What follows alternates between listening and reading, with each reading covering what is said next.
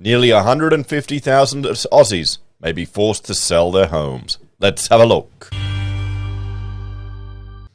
Hello everyone, Florian.heise here, and welcome to another episode of HeiseSays. Grab your stein of coffee because I thought we have to have a look at this article from Yahoo, written by Eliza Bavin. Rate rise pain, 145,000, nearly 150. Aussies may need to sell their homes. Oh, there you go, guys. This is the property crash that everyone's been expecting, that the banks have been predicting in order to manipulate the government so we get, mortgage holidays and all these other little perks. Well, before we have a look at this, 145,000, okay, that's a big number. That's a lot of people. How many residences or houses are there in Australia? And I tried to look at a few different sources, and it's a bit confusing with regards to households. But if we have a look here, this is the total value of dwellings, March quarter 2022 from the ABS.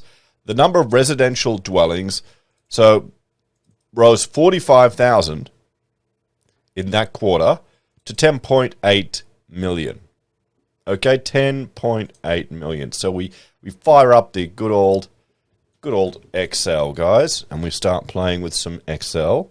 We'll go back to the center screen. You can see me fumble around with this. So what do we have? 10.8 million. There we go. We divide it by 140, or we put in 145,000.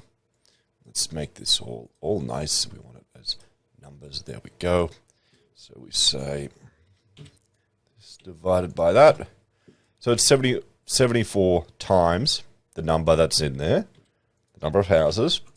But as a percentage, we've got to move the decimal spot.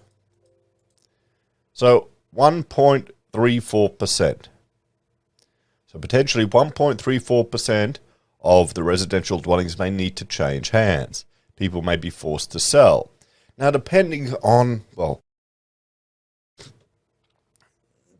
depending on the market, these could be the first houses that start to bring down the recent sale prices for properties in that area, because that affects the valuation of your property. It's what's sold recently in the area. So you could be sitting on all this equity that's just based on sale prices around you. And some people could have just gotten lucky, could have gotten some really good sales. At least that's what I think is happening to me, because some of the prices around my area are nuts. So we've got to keep that in mind as we're reading this. You're talking a potential handover of 1.34%. And, based on the growth here, 45,000, 4 quarters, a year of residential growth?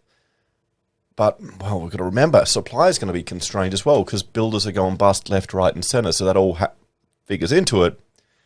And then, I've got another video we'll talk about Labor upping immigration, just like we all expected.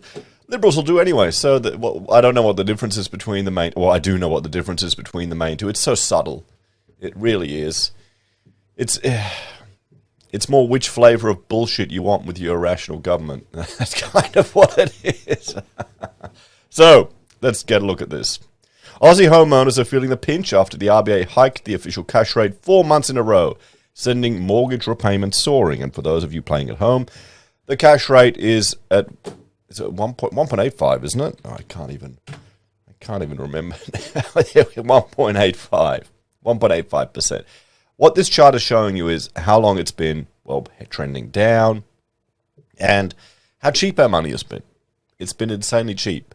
And that increases the ability for people to borrow, and they chuck more money at housing. So, and now many may be forced to sell their homes according to new research from Finder. Okay, many may be forced to sell their homes. Now, I thought we'd see even a trickle, or some people forced to sell when we had the lockdowns, when we had all these interventions by the government. We didn't. We didn't see any of that. We saw the RBA modelling a potential 40% fall. We saw the banks predicting all these real estate falls. And sure, it went down a little bit, but then there was just so much pent-up demand. I guess people were forced to save, and then people got extra money. Maybe that's a big part of it. Not being able to go out for your smashed Ave. That's it. Bolt was right. It's all the smashed Ave. But we've seen just property go nuts through this entire process, and the banks just gave mortgage holidays. So one thing we can be certain of, that there will be intervention in the market. We don't have a free market here in Australia. Don't kid yourself. I know it feels like it sometimes, but it's quite constrained. The Finder survey of Australian homeowners revealed 1 in 5, equivalent to just over 500,000 people, would struggle if their home loan interest rates was increased by 3%. Okay. I mean, struggling is different than being forced to sell. Struggling may be someone has to, for the first time in their life, get a budget. I think we're seeing a lot of, how do I put this without offending a lot of people? A lot of soft bastards, who've had it just so good, riding the gravy train of Australia, just having good times for the last 30 years, pretty much. And there'll be people out there who probably never had to budget, never even had to worry about how to spend their money. It's a different world out there, guys. It really is. Some people don't, and I think a lot of them are politicians, don't appreciate the struggles of the everyday that some people have. There's a big divide in Australia, guys, and I'll bring this chart, and I know I show it quite often, but it's important to see. This is the class differences here in Australia. You've got the high-income households, you've got the middle income, and you've got the adjusted lowest income. Adjusted lowest is like $433. We're not talking a lot of money to throw around. How many of those will be the ones on mortgages? Well, that are in trouble. Only if they got all the government handouts and supports to get them into the market, probably. So they were artificially driven into the market as well, which inflated property prices. Isn't it awesome?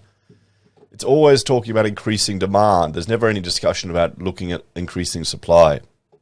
So, this included 14% who said they might fall behind on their repayments or other bills.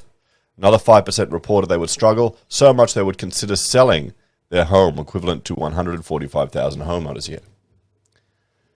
Richard Whitten, home loans expert at Finder, said some households were in a dire position as they struggled to cope with cost of living crisis. Now, this is the real issue here. I mean, help me understand this. We have a cost of living crisis which is exacerbated by the fact that so many of the products that Australians use on a day-to-day basis is imported.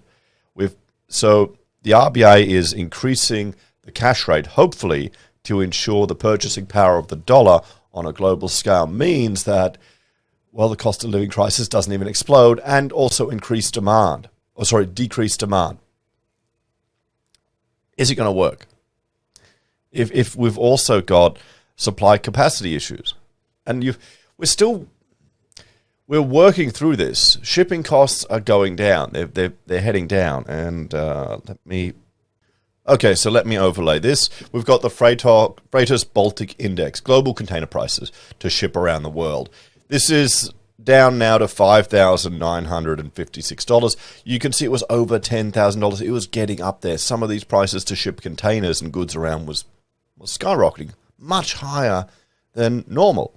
And that's, well, I'd argue that that's working through the system now. It's going to take some time for this, cost-driven inflation to work its way through the system. It'll take some time. We can see here, just going from China to the west coast of America, you can see it's trending down again, now 6,000.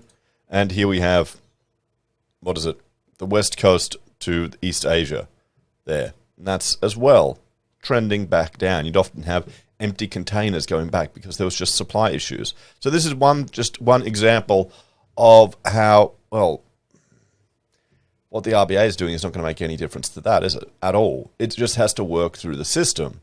So, the whole argument that it's transitory inflation and cost of living impacts, it may take half a decade to work out. That's going to take years to work through the system for prices to come back down.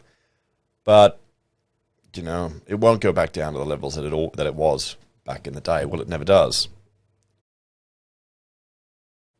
Unless there's more competition. So, throughout the rest of 2022, Many home buyers on variable rates will start to struggle more and will likely see the number of defaults rise. Those on fixed rates may not notice a difference now, but they'll get a real shock once the rates stop and they're looking at a fixed rate cliff. Well, yes, I've spoken about that pretty much every time we see a rate rise here in the banks and how we have to prepare. I'm on a fixed rate, everyone. I'm sure a lot of you are too, because, well, frankly, we don't trust the Reserve Bank. So, I mean, you want to stack up a war chest to deal with that rate increase. You want to get additional passive income revenue sources to help deal with that monthly cost. Or those things that we don't plan. I mean, that would be the interesting survey. I mean, a lot of this is just, I'm not too worried about it, honestly. I don't think we're going to see a flood of people selling. And even if you have 1.34% of houses forced to change hands, how much of an impact will that have over? It'll probably take a year to work through the system. So what I would be interested to see is how many people are prepared for this interest rate rise that they're going to encounter, the cost of living increase, maintaining a household. The research found almost half, 48%, would be able to manage a 3% hike on their home loan. But they would have to cut down on their spending. Well, there you go. That's just getting with reality. And, I mean, how many of you are on a fixed rate now where it's bullshitly low? It's a joke.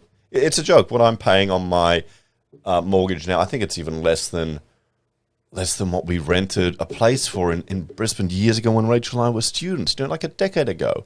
It's so cheap. So you can't get used to that. It's fun while it lasts, but it's only a temporary reprieve. Only 25% said a rate rise would not change their lifestyle or spending habits at all. Well, they're the ones that are prepared. Maybe this is just showing the, lack of financial literacy or the fact that Australians haven't had to really worry about it that much. Witten said selling your home because you couldn't afford your mortgage was an extreme measure and should be your last option. The first thing you can do is compare your home loan against others in the market. Even if you can shave just 0.5% off your rate, it's worth switching. Now is also a good time to look at your other expenses and figure out where you could be saving. Yeah, I mean, all of these, I've been watching some of these YouTube shorts, looking at content to create for that medium, and I'm seeing people talking about ways to slash years off your mortgage. It's all just paying extra. That's all it is. It's just paying extra. Switch to weekly repayments. Because I was actually asking my bank why can't I do daily repayments? And that's when I realized, wait a minute, it's just an account number. I'll just put small extra amounts on it myself. That was when I was doing micro payments there, just to chuck it, attack the mortgage. So that's all it is. It's just paying extra, paying faster. But yeah, I mean, definitely shop around, make them work for it. Witten said creating a budget could limit overspending on non-essentials such as food delivery or online shopping. Yeah, that's true. I mean, food delivery is a complete and utter luxury, guys. You do not need it. You do not need to get food delivery. I understand if you've been out, on the piss, out with mates, you're drunk, you just don't care. You'll cop that extra $50. If it's once in a blue moon, fantastic. But still, that's wasted money. You need to know that. Just go hungry. Gets harder when you get older, guys. It really does. So, if you've scraped every last bit of savings and you're still struggling, it's time to call your lender. You may be able to get onto a repayment plan that means you can afford to put food on the table. Okay, so that's some good advice. They never suggest they'll look at additional income. Look at generating passive income. You can look at that too. I mean, what if you had a stack of shares just giving you a little bit extra money trickling in every month? The whole dividend investing thing. But anyway, let's have a talk about this. As always, we need to, look at this in the context of the larger, or the scale of the market that we've got here, guys. The number of housing is 74 times this number of people that will be forced or potentially forced to sell. It may be 145,000 Australians have to finally get a budget in order. So, yeah, I don't know. I don't think it's going to be as dire. I guess I'm damaged. We've seen so many of these reports in the media about dire housing corrections and falls. People are going to be stressed. Yeah, it's time to toughen up a bit. It's just time to toughen up a bit. What do you reckon, guys? What do you think? I mean, sure, we'll see house prices fall. We'll see them, because it's been insane how much they've increased. It really is. It's stupid looking at the cost of some of these houses. But we need to look at increasing supply of houses, and that's going to be the problem. And that's going to, well, coupled with the number of businesses that are going bust, the overheating in the market because of government intervention, and now Labor wanting to bring in hundreds of thousands of people every year. We know what's going to happen, don't we? Anyway, thank you all for watching. Please like, share, and subscribe to the channel. I want to draw your attention to 2 other YouTube channels I have. Wait a bit. Heise BIM, and that should be Heise International. Heise International. My Heise BIM channel is where I discuss different tools and software and programs and just tutorials that I use in my day-to-day work as an architect. Today I've got one coming out, or I had one coming out, that'll come out before this video, about free topography data from many places in the world. Let me know, guys, if you know any of these other tools or sources of information. I want to collect them and put them up there, at least at the time being, because then I'll remember it. Then HeiseSays International is where I discuss international news. I want to look at right now we're looking at what's happening in the UK with inflation predictions that are insane, and people forced to give up their pets, as well as China cutting their rates. So thank you all very much. If you want to support the channel, look at those other ones as well. Help me grow the viewers there. And you can financially support us here on YouTube and Patreon. You can use our referral links from Amazon, eBay, Independent Reserve, or AussieBroadband, among others. Buy our merch or call us if you need an architect. Take care, everyone. Have a great day, and I'll see you next time.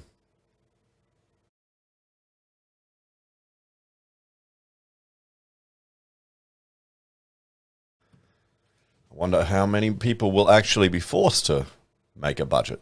That'll be interesting.